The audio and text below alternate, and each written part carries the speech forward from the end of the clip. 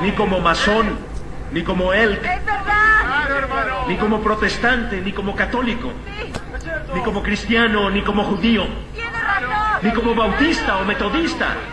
De hecho, ni siquiera como americano.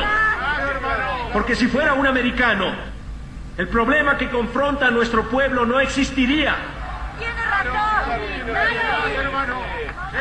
Así que debo estar aquí hoy como lo que soy desde que nací, un hombre negro. Un 21 de febrero de 1965 fue asesinado el líder y activista político Malcolm X, seudónimo de Malcolm Little, defensor de los derechos de los afroestadounidenses e impulsor del islamismo y creador de la Nación del Islam en su país. Malcolm X fue un defensor de los derechos de los afroestadounidenses y fue un hombre que acusó duramente a los norteamericanos blancos de sus crímenes contra sus compatriotas negros. En cambio, sus detractores lo acusaron de predicar el racismo y la violencia. Ha sido descrito como uno de los más influyentes afroamericanos en la historia de Estados Unidos. Cuando Malcolm X tenía 6 años, su padre fue asesinado por su labor en defensa de los derechos de los trabajadores y su madre ingresaría en un hospital psiquiátrico a causa de la locura que le produjo el hecho de que le quitaran la custodia de sus hijos.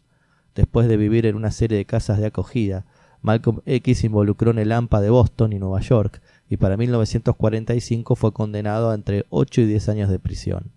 En la cárcel, Malcolm X se convirtió en miembro de la Nación Islam y tras su libertad condicional en 1952 se convertiría en ministro de la organización. Durante casi una docena de años fue la cara pública de la Nación del Islam, pero las tensiones entre él y el Ija Muhammad, líder de la Nación del Islam, llevaron a su salida de la organización en marzo de 1964. Mucho antes de que existieran los republicanos o demócratas, éramos negros. Antes de que hubiera un masón o elk, éramos negros. Antes de que existieran los judíos o los cristianos, éramos un pueblo negro. De hecho, antes de que existiera un lugar llamado América, éramos negros. Tras abandonar la Nación del Islam, Malcolm X hizo la peregrinación a la Meca y se convirtió al sunismo. Viajó extensamente por toda África, Oriente Medio e incluso visitó la Unión Soviética. Esos viajes le cambiarían la visión que tenía del mundo y de la lucha por las libertades civiles. Fundó la Muslim Mosque, una organización islámica, y la secular Organización de la Unidad Afroamericana. Para septiembre de 1960, Fidel Castro llegaría a Nueva York para asistir a la reunión de la Asamblea de la General de las Naciones Unidas. En vez de hospedarse en un hotel exclusivo y de alta categoría, se hospedó en el económico Hotel Teresa en Harlem. Malcolm fue un miembro prominente del comité de Harlem encargado de darle la bienvenida a Fidel y a otros líderes del mundo que se encontraban con él. Castro estuvo tan impresionado por Malcolm X que solicitaría una reunión privada con él.